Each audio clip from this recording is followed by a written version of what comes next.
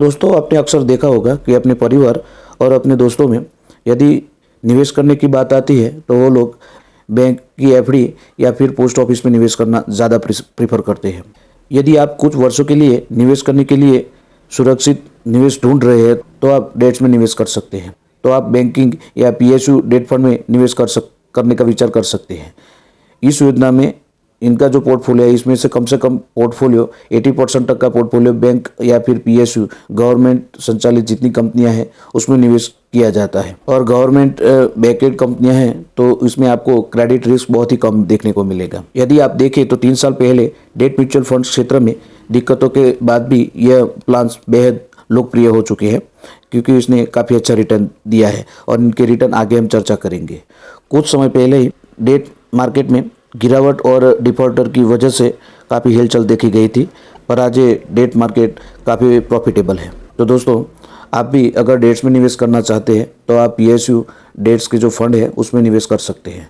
आज हम एसबीआई द्वारा चलाए जाने वाला एसबीआई का एक पीएसयू डेट फंड के बारे में बात करेंगे और साथ में ये भी चर्चा करेंगे कि इस फंड में अगर आप मंथली 10,000 रुपये भी निवेश करते हैं तो लॉन्ग टर्म में एक बड़ा फंड बना सकते हैं। तो दोस्तों, आइए बात करते हैं SBI PSU direct plan growth की। तो दोस्तों, जैसे कि आगे हमने बात किया, यह फंड मुख्य तौर पर पीएसयू गवर्नमेंट जितनी भी कंपनियां हैं उसमें निवेश करता है और आपको यह फंड लॉन्ग टर्म के लिए निवेश करना है। हालांकि इसके लिए कोई लॉक इन पीरियड नहीं है, पर इस फंड में आप जितना भी लॉन्ग टर्म के लिए निवेश करेंगे आपको उतना ही ज़्यादा रिटर्न मिलेगा।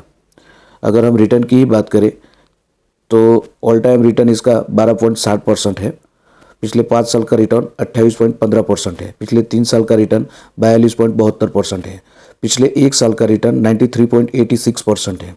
पिछले 6 महीने की भी रिटर्न की बात करें तो 58.67% का रिटर्न है और पिछले 1 महीने के रिटर्न की बात करें तो 15.49% है।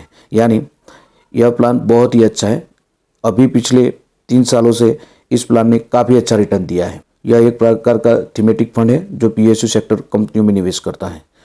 बात करें एनएवी यानी नेट एसेट वैल्यू की तो अभी इस फंड का 1 यूनिट का प्राइस 31 रुपये और 64 पैसा है। दोस्तों, एनएवी यह किसी भी म्यूचुअल फंड का यूनिट प्राइस होता है। जैसे आपने जो भी पैसा निवेश किया है उसमें से एक्सपेंस रेशियो काटने के बाद जो भी अमाउंट बचता है उसके हिसाब से आपको म्यूचुअल फंड के यूनिट प्रोवाइड किए जाते हैं। बात करें म्यूचुअल फंड साइज़ की तो इस फंड का म्यूचुअल फंड साइज़ है 1432 करोड़ रुपये, यानी लोगों ने इतना पैसा इस म्यूचुअल फंड में निवेश किया है। एसआईपी की बात करें तो आप मिनिमम 500 रुपये से एसआईपी शुरू कर सकते हैं और लमसम अमाउंट की बात करें तो आप 5,000 रुपये से इस प्लान में लमसम अमाउंट से मिनिमम 5,000 रुपये से लमसम प्लान शुरू कर सकते हैं। होल्डिंग की बात करें तो इस फंड ने 25 कंपनियों में निवेश किया है। अगर इसमें से भी हम टॉप 10 होल्डिंग देखें तो State Bank of India, NTPC Limited, Oil and Natural Gas Corporation Limited, Power Grid Corporation of India Limited, Housing and Urban Development Corporation, Hindustan Copper Limited, Bharat Heavy Electric Limited, Punjab National Bank, National Aluminium Company Limited और Indian Renewable Energy Development Agency, ऐसे बेहतरीन कंपनियों में इस fund ने निवेश किया है। इसमें आप दोस्तों देख सकते हैं कि सभी कंपनियां ऑलमोस्ट गवर्नमेंट कंपनीज है।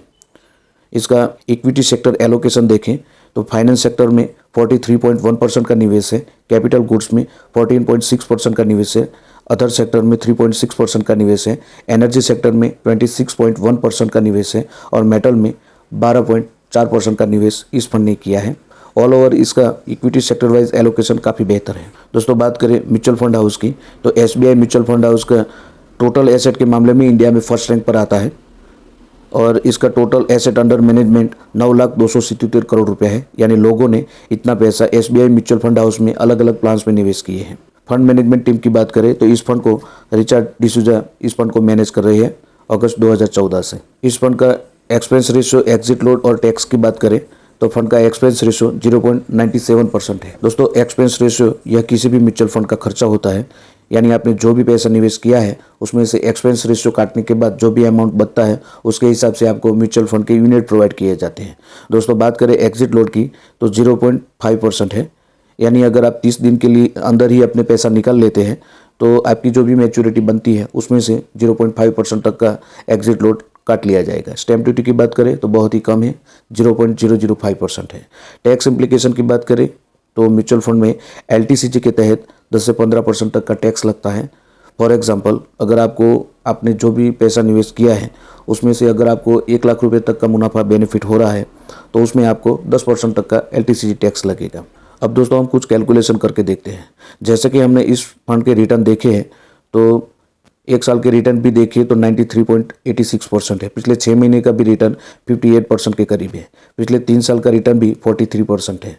तो ऑन एन एवरेज अगर आप इस फंड में निवेश करते हैं तो आपको मिनिमम 15% तो रिटर्न मिलेगा।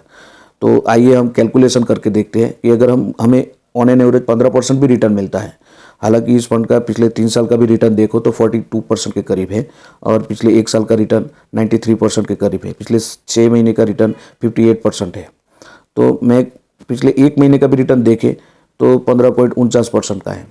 तो हम यहाँ पे एज्यूम करके चलते हैं कि हमें आने वाले सालों में अगर 15% भी ऑन एन एवरेज रिटर्न मिलता है तो हर महीने 10,000 रुपये निवेश करने पर किस तरह के रिटर्न देखने को मिलेंगे, यह कैलकुलेशन करके देखते हैं।